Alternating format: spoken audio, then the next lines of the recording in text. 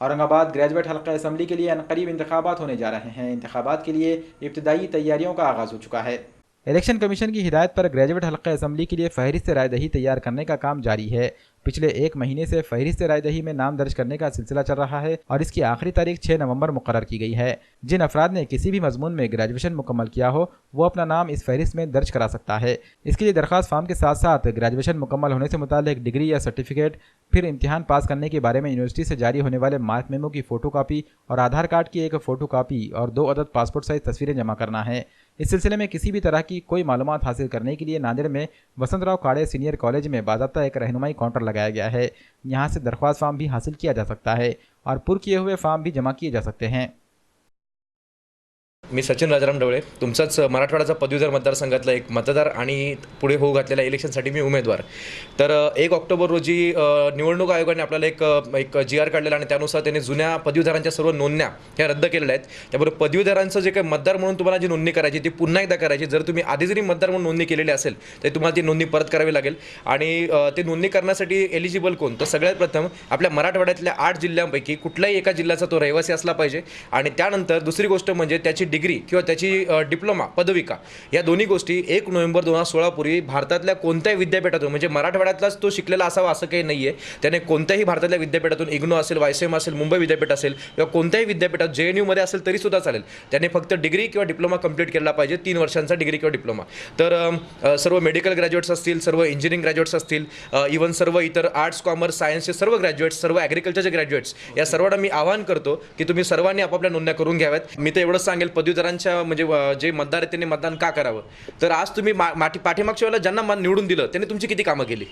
जर त्यांनी तुमची कामं जर केली असती किंवा त्यांनी असं आम्हाला दाखवा की आज मी बाबा तुमचा हा मुद्दा आम्ही विधान परिषदेमध्ये मांडला, तर आम्ही संपूर्णपणे बॅकआउट करून आम्ही त्यांना पूर्ण जाहीर पाठिंबा देऊ। पण मला वाटतं अशा प्रकारे त्यांनी मुद्दा मांडलेलाच नाही आहे आणि हा मुद्दा तो ती व्यक्ती मांडत नाही। आता व्यक्ती कोणी वाईट नसतो, प्रवृत्ती वाईट असते किंवा कदाचित ते अकार्यक्षम असतील किंवा आपण त्यांना असं म्हणू की त्यांना करायचंच नसेल किंवा उदासीन असतील कार्यक्रम म्हणजे त्या दृष्ट्या ते।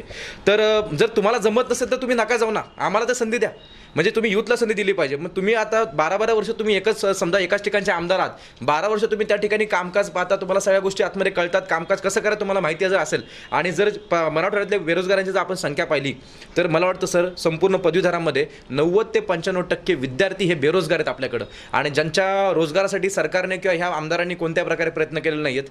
मागच्या मला वाटतं 12 वर्षामध्ये एक तरी बेरोजगारांसाठी पुढची योजना यायला पाहिजे होती, ती योजना काय आलेली नाही आहे आणि जरी समजा पाठीमागच्या 6 वर्षापूर्वी सरकार त्यांचं होतं, या 6 वर्षात ते विरोधी बाकावरती बसले, जरी असं असेल तर सत्तेत असतानाही ते बोलले नाहीत, विरोधी पक्षात असतानाही ते बोलले नाहीत, उलट विरोधी पक्षात त्यांनी जर भूमिका ठाम मांडली असती तर आज सरकार त्यांनी पाडलं असतं। सर मी एवढीच अपील करेल सगळ्यांना पदवीधरांना की तुम्ही सर्वांनी जास्तीत जास्त प्रमाणात नोंदण्या कराव्यात आणि ह्या नोंदण्या केल्यामुळं तुमचा हक्काचा आणि तुमचा आवडता जो काही तुम्हाला उमेदवार वाटेल की जो तुमचे प्रश्न सोडवू शकेल, तो मी असेल किंवा दुसरा कोणी असेल, तर त्याला तुम्ही सर्वांनी भरघोस मतदान करू शकता। त्यासाठी आपलं जे काही पोटेन्शियल आहे मराठवाड्यात 50-60 लाख जे काही आपले काही मतदार, आपण जरा एक अप्रॉक्सिमेट आपण आकडा पाहिलाय, आपण विधानसभेच्या 46 मतदारसंघाचं जरी आपण विवरण पाहिलं तर जवळजवळ एक जो नाही म्हटलं तर 2 कोटीपर्यंत आपल्या मराठवाड्यामध्ये मतदार, 2 कोटी लोकांनी तर मतदान केलं असं मराठवाड्यामध्ये संपूर्ण विधानसभेमध्ये।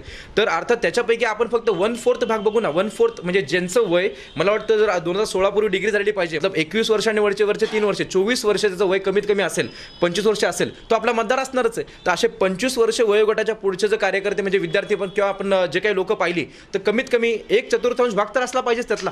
तर सर्वांना मी आवाहन करतो, सर्वांनी आपापल्या पदवीधरांच्या नोंदण्या करून घ्या आणि जेवढं काही तुम्हाला जास्तीत जास्त मतदान करता येईल ते तुम्ही मतदान करा। यासाठी तुम्हाला लोकांना नोंदणी करण्यासाठी आपापल्या तहसील कार्यालयामध्ये, तहसील कचेरीमध्ये सर्व सोयी सुद्धा उपलब्ध करून दिलेल्या आहेत।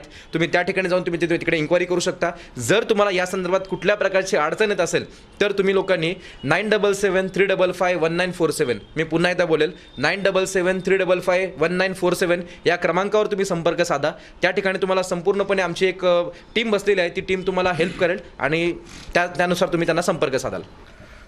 देखो ये तो सच है सर कि जो भी नौजवानों का जो प्रॉब्लम है बेकारी के बारे में, तो अभी तक कोई दिल खोल के या कोई काम नहीं किया।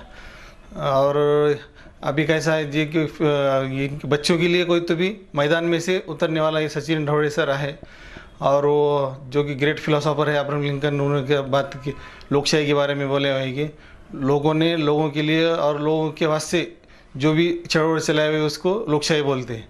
वैसा हमारे बीच में से ये कोई तो बंदा जा रहा तो उस जाहिर है उसको सब हमारी जो प्रॉब्लम की, हमारे जो मसले मसाले थे, उसकी जो भी सारी चीज़ें की उनको मालूमात रहेंगी और हमारे लिए वो लड़ेंगे।